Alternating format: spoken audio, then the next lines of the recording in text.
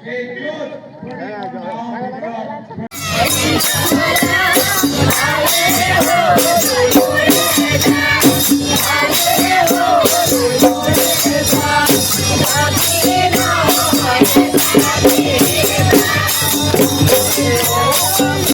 তিনিচুকীয়া জিলাত আমি বিভিন্ন অঞ্চললৈ সময় পৰিৱৰ্তন যাত্ৰাৰ যোগেদি গৈছোঁ। এটা কথা স্পষ্ট যে হিমন্ত বিশ্ব শৰ্মা ডাঙৰীয়াৰ ভয়ৰ ৰাজনীতি অসমৰ ৰাইজে আৰু সহ্য নকৰে।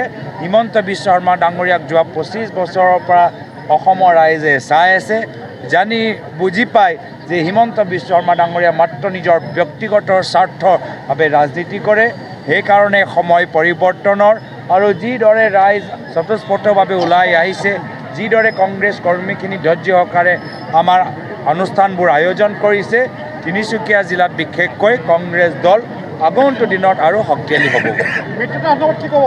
মই ইতিমধ্যে ক'লোৱে যে আমাৰ দলৰ শীৰ্ষ নেতৃত্বই যোৱা বৈঠকত এটা বলিষ্ঠ এটা প্ৰস্তাৱ দিছিল, তেওঁলোকক কোনো ধৰণৰ প্ৰতিক্ৰিয়া ইতিমধ্যে দিয়া হোৱা নাই।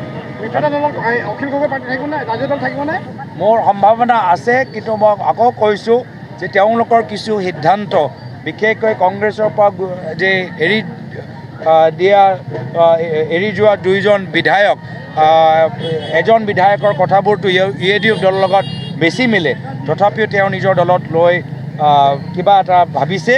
এইখিনি লৈ বহুত মানুহৰ মনত প্ৰশ্ন উত্থাপন হৈছে। ধন্যবাদ।